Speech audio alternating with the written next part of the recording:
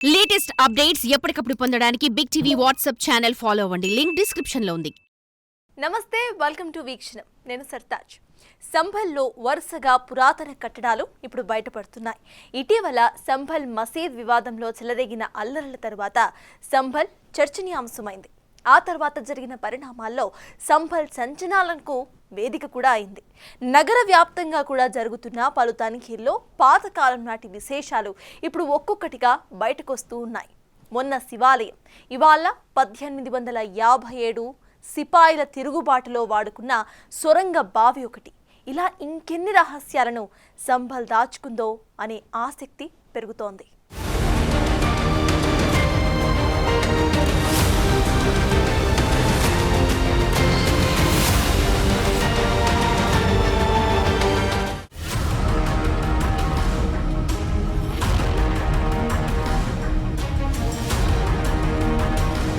ఉత్తరప్రదేశ్లోని సంబాల్ సంచలనాలకు వేదికైంది. ఇటీవల సంబాల్ మసీద్ వివాదంతో మొదలైన అలజడితో ఆ ప్రాంతంలో పురాతన కట్టడాల వ్యవహారం ఆసక్తిని రేపింది. గత కొన్ని రోజులుగా అధికారులు చేస్తున్న వేర్వేరు తనిఖీల్లో పాతకాలం నాటి దేవాలయాలు, బావులు బయటపడుతున్నాయి. మైనార్టీ వర్గాలు నివసిస్తున్న ప్రాంతంలోనే ఈ సంఘటనలు చోటు చేసుకుంటున్నాయి. సంబల్ భూమిని తవ్వుతుంటే మట్టిలో విగ్రహాలు, శివలింగాలు, బావులు, సొరంగాలు వెలుగు చూస్తున్నాయి. ఇప్పుడు ఇదే అంశం దేశవ్యాప్తంగా అతిపెద్ద చర్చకు దారితీసింది. ఇటీవల ఓ పురాతన ఆలయం బయటపడింది. ఆలయంలో హనుమాన్ విగ్రహం కనిపించింది. ఆ విగ్రహం కిందనే శివలింగం బయటపడింది. ఎదురుగా నంది విగ్రహాలు కూడా ఉన్నాయి. డిసెంబర్ 14న ఆలయం వెలుగులోకి రాగానే మరుసటి రోజు నుంచి పురాతన శివాలయాన్ని దర్శించడానికి భక్తులు పోటెత్తారు. ఈ ఆలయాన్ని పునరుజ్జీవం చేసి పూజలు, హోమాలు నిర్వహించారు. దీని తర్వాత మరో చోట 60 ఏళ్లకు ముందు నాటి సొరంగ మార్గం, ఓ మెట్ల బావి కూడా కనిపించింది. ఈ పరిణామాల మధ్య మరోసారి సంబల్లో హిందూ సంస్కృతి ఆనవాళ్లపై చర్చ రాజుకుంది.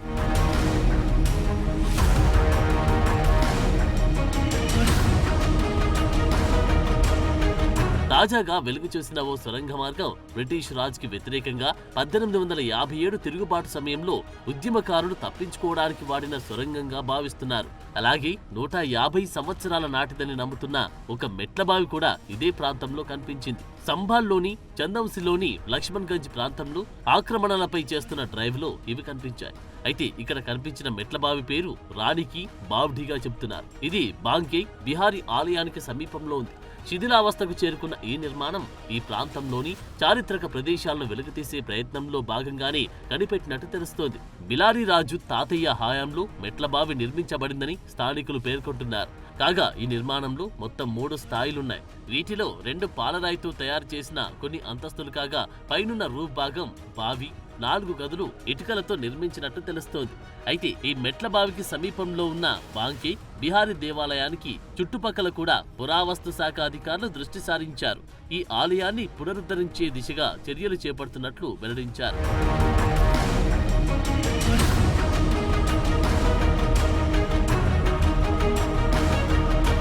ఇక 400 చదరపు మీటర్ల విస్తీర్ణంలో ఉన్న మెట్ల బావి రెవెన్యూ రికార్డుల్లో చెరువుగా నమోదైనట్లు అధికారులు తెలిపారు. ప్రస్తుతం దీనికి ఎలాంటి నష్టం జరగకుండా జాగ్రత్తగా తవ్వకాలు కొనసాగుతున్నాయి. మరోవైపు ఈ స్థలం చుట్టూ ఉన్న అక్రమ కట్టడాలను తొలగిస్తామని ఇప్పటికే అధికారులు నోటీసులు జారీ చేశారు. డిసెంబర్ 22న భారత పురావస్తు శాఖ బృందం కొత్తగా కనుగొన్న ఈ ప్రదేశంతో పాటు ఈ ప్రాంతంలోని మరో 5 పుణ్యక్షేత్రాలు, 19 బావులను కూడా సర్వే చేసింది. దాదాపు 10 గంటల పాటు 24 ప్రాంతాల్లో తనిఖీలు జరిగినట్టు తెలుస్తోంది. సంబాల్లోని చారిత్రక వారసత్వ కట్టడాలను సంరక్షించడంలో పురావస్తు శాఖ తనిఖీల ఆధారంగా తదుపరి చర్యలు ఉంటాయని అధికారులు చెబుతున్నారు.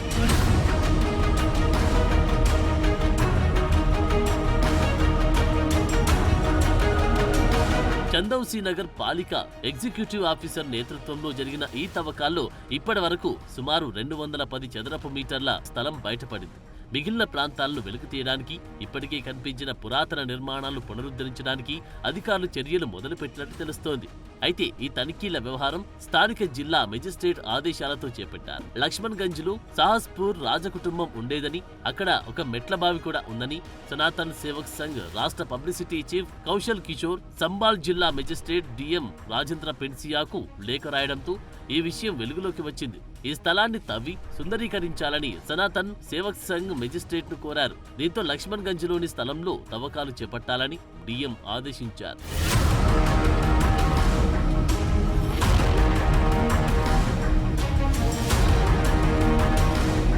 వీటికి ముందు డిసెంబర్ 20న భారత పురావస్తు శాఖ సంభాల్లోని కార్తికేశ్వర్ మహాదేవ్ ఆలయంలో కార్బన్ డేటింగ్ నిర్వహించారు. 46 సంవత్సరాలుగా మూసివేసి ఉంచిన తర్వాత డిసెంబర్ 13న తిరిగి తెరిచారు. స్థానిక కథనాల ప్రకారం ఇక్కడి హిందువులు పలు కారణాల వల్ల ఈ ప్రాంతం నుండి వెళ్లిపోయారని, తర్వాత అక్కడ ముస్లింల నివాసాలు ఏర్పడ్డాయని, ఈ పరిణామాల నేపథ్యంలో 1978 నుండి ఈ ఆలయం మూసివేసినట్టు తెలుస్తోంది. కాగా అధికారులు కార్బన్ డేటింగ్ నిర్వహించిన తర్వాత తిరిగి ఆలయాన్ని తెరిచారు.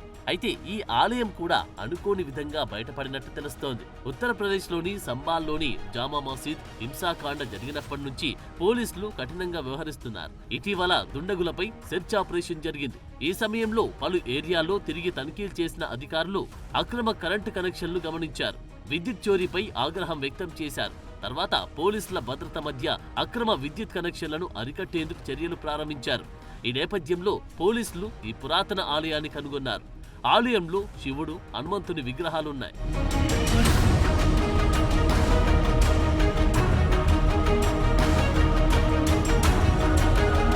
పురావస్తు శాఖ ఆధ్వర్యంలో జరుగుతున్న తాజా సెర్చ్ ఆపరేషన్లో ఈ ప్రాంతంలోని భద్రక్ ఆశ్రమం, స్వర్గదీప్, చక్రపాణి పేర్లతో ఉన్న 5 పుణ్యక్షేత్రాలు, 19 పాత బావులను కూడా పరిశీలించినట్టు తెలుస్తోంది.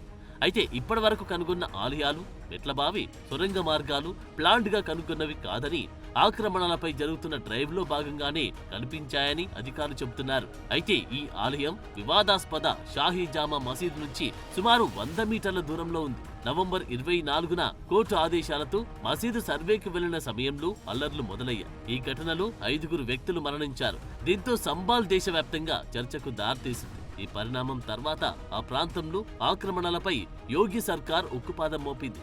ఈ సందర్భంగానే పురాతన కట్టడాలు వెలుగులోకి వస్తున్నాయి.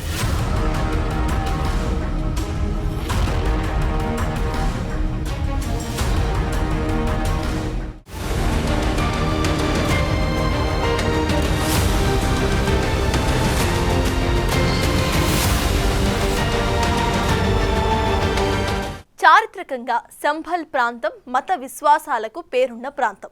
ఇక్కడ హిందూ దేవాలయాలు ఎంత ప్రసిద్ధో మసీదులు కూడా అంతే పాపులర్ అయి ఉన్నాయి. ముఖ్యంగా హిందూ సంస్కృతికే ఈ నగరం ఒక చిహ్నంగా కనిపిస్తూ ఉంటుంది. హిందువులు నమ్మే కల్కి అవతారమే అక్కడి నుండి ఉద్భవిస్తుంది అనే విశ్వాసం కూడా ఉంది. అలాంటి ప్రాంతంలో హిందూ వారసత్వం బయటపడటం ఒక వర్గానికి ఆనందాన్ని ఇస్తున్నప్పటికీ మరో వర్గంలో ఆందోళన కూడా కనిపిస్తోంది. అయోధ్య రామాలయం తరువాత జరిగిన పరిణామాలన్నీ కూడా చూస్తూ ఉంటే రాబోయే రోజుల్లో ఈ వాతావరణం అసలు దేనికి దారి తీస్తోందో అనే ప్రశ్నలు లేవనెత్తుతున్నాయి.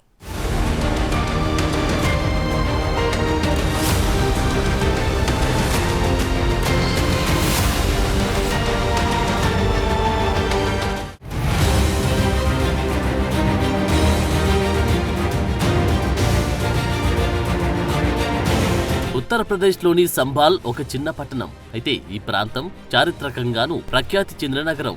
ఆధ్యాత్మిక పురాతన విశ్వాసాలతో నిండిన నగరం. ఇక్కడ మత విశ్వాసాలు కూడా అధికంగా కనిపిస్తాయి. మసీదులు, దేవాలయాలు ఎక్కువగా ఉంటాయి. వీటిలో ఇప్పటికీ కొన్ని స్మారక కట్టడాలు 100 సంవత్సరాల పాతవి. శతాబ్దాలుగా అవి అలాగే ఉండిపోయాయి. నారాయణుడు 24వ అవతారమైన కల్కి సంబాల్లో అవతరిస్తారని శ్రీమద్ భగవత పురాణంలోని 12వ ఖండంలోని 2వ అధ్యాయంలో ఉందని వేద పండితులు చెబుతుంటారు. కలియుగంలో దుష్టుల నాశనానికి ఈ అవతారం ఉండబోతుందని అందులో రాసినట్లు చెబుతారు. సంబాల్లో 68వ తీర్థయాత్రలు, 19 బావులు, 36 పురాలు, 52 సత్రాలు ఉండేవని అంటారు. అయితే అలాంటి ఆనవాళ్లు సంబాల్ నగరంలో ఇప్పటికీ ఉన్నాయి. మరోవైపు సంబాల్లో నిర్మించిన మొట్టమొదటి బాబ్రీ మసీద్ ఈ చిన్న నగరంలో మొఘలుల శాశ్వత ప్రభావం ఎలా ఉందో చెప్పడానికి నిజమైన నిదర్శనంగా ఉంది. బాబ్రీ మసీద్ అని కూడా పిలుచుకునే జామా మసీద్ సంబాల్లోని పురాతన స్మారక కట్టడంలో ఒకటి. ప్రస్తుతం ఇది వారసత్వ ప్రదేశం. ఈ మసీదు 1528లో బాబర్ చక్రవర్తి ఆదేశాల మేరకు నిర్మించబడింది. అయితే ఈ చరిత్ర మొత్తం తవ్వి చూస్తే ఈ నగరంలో మొఘలులకు ముందున్న సంస్కృతి చాలా బయటపడుతుందని అనడంలో సందేహం లేదు.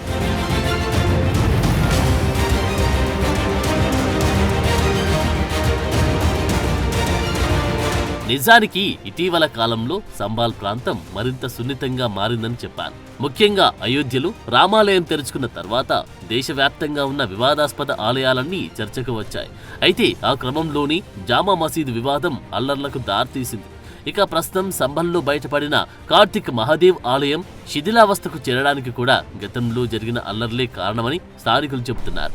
గతంలోనూ అనేక సార్లు సంభాల్లో అల్లర్లు జరిగిన సందర్భాలున్నాయి. 1947 నుంచి అక్కడ హింసాత్మక ఘటనలు జరుగుతూనే ఉన్నాయి. 1974లో 184 మంది సజీవ దహనమయ్యారు. తర్వాత జరిగిన ఘటనలు దాదాపు 209 మంది చనిపోయారు. ఎన్సీఆర్బీ డేటా ప్రకారం 2012, 2017 మధ్య కాలంలో 815 మత ఘర్షణలు జరగగా అందులో 192 మంది ప్రాణాలు కోల్పోయారు. అలాగే 2007, 2011 మధ్య 66 మత ఘర్షణల్లో 121 మంది ప్రాణాలు పోగొట్టుకున్నారని ఇటీవల యూపీ సీఎం యోగి ఆదిత్యనాథ్ అసెంబ్లీలో ప్రకటించారు.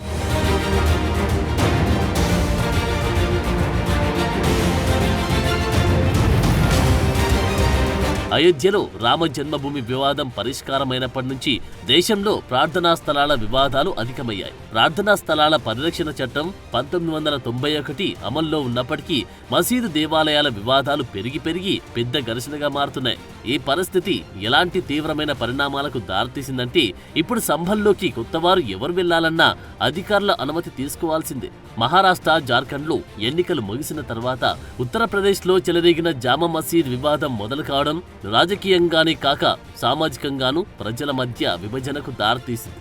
ఇప్పటికే వారణాసిలో కాశీ విశ్వనాథ్ జ్ఞానవాపి ఆలయ మసీదు వివాదం పరిష్కారం కోసం ఎంతో కాలంగా కోర్టులో పోరాటం జరుగుతుంది.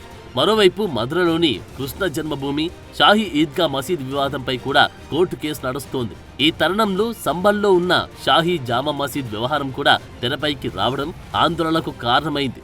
ఇప్పుడు ఇదే ప్రాంతంలో పురాతన ఆలయాలు బయటపడడం దేనికి దారితీస్తుందో అనే సందేహాలు మొదలయ్యాయి.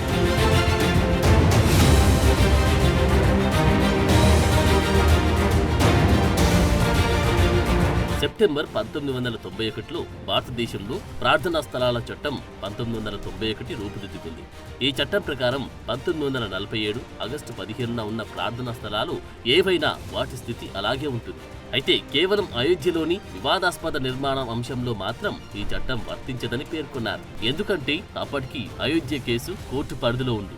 అయితే దేశంలో ఇటీవలి కాలంలో పెరుగుతున్న మందిర్ మసీదు వివాదాలకు చెక్ పెట్టే ప్రయత్నం చేసింది సుప్రీంకోర్టు. మతపరమైన స్వభావాన్ని వివాదాస్పదం చేసే కేసుల్లో మతపరమైన నిర్మాణాలు లేదా సర్వేలకు ఎలాంటి ఆదేశాలు జారీ చేయొద్దని దేశంలోని దిగువ కోర్టులకు సుప్రీంకోర్టు ఆదేశించింది. ప్రస్తుతం అమల్లో ఉన్న ప్రార్థనా స్థలాల చట్టం 1991కి ఉన్న రాజ్యాంగ భద్రతపై సుప్రీంకోర్టు విచారిస్తోంది. ఈ విచారణ పూర్తయ్యే వరకు మతపరమైన నిర్మాణాలు స్వభావానికి సంబంధించి కొత్త వ్యాజ్యాలు తీసుకోవద్దని సుప్రీంకోర్టు దిగువ కోర్టులకు స్పష్టమైన ఆదేశాలు జారీ చేసింది. దిగువ కోర్టులు ఇష్టారాజ్యంగా ఆదేశాలు జారీ చేయొద్దని కోరింది.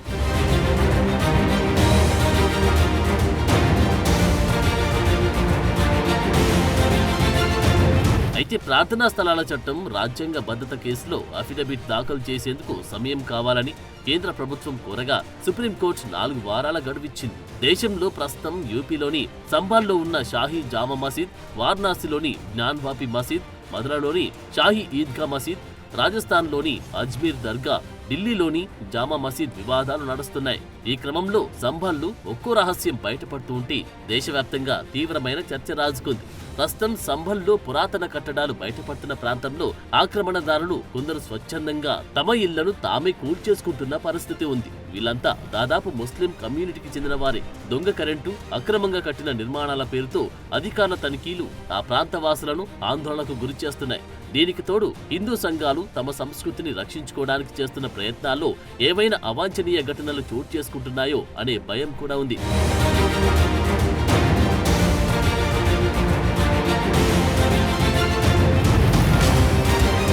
అసలు సంభాల్ నుండి వారణాసి వరకు విస్తరించిన ఈ ఆలయాల పునఃస్థాపన ఉత్తరప్రదేశ్ ముఖ్యమంత్రి యోగి ఆదిత్యనాథ్ చేపట్టిన భారీ ఆపరేషన్ అనే అభిప్రాయం కూడా లేకపోలేదు. ఇటీవల సీఎం యోగి మాటలు వింటే దేశవ్యాప్తంగా ఉన్న అన్ని పురాతన ఆలయాలను తిరిగి మనుగడలోకి తెస్తామని అన్నారు. ఇందులో భాగంగానే ప్రస్తుతం యూపీలోని చరిత్ర తవ్వి తీసే పనిలో పడినట్లు స్పష్టమవుతుంది. డిసెంబర్ 23న కొత్తగా వెలికితీసిన ఆలయ గోడలపై భక్తులు ఓం నమ శివాయ, హరహర మహాదేవ నినాదాలను రాశారు. ఆలయ ప్రాంగణమంతా శుద్ధి చేశారు. మరోవైపు భద్రతను పెంచుతూ అధికారులు సీసీటీవీ కెమెరాలు ఏర్పాటు చేశారు. విద్యుత్ కనెక్షన్లు ఏర్పాటు చేశారు.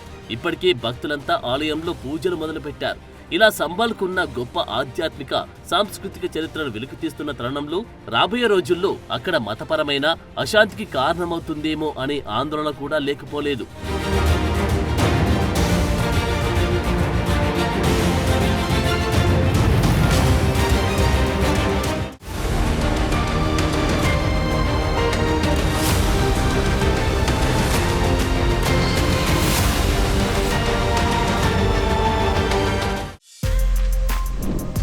For more videos like this, subscribe Big TV channel.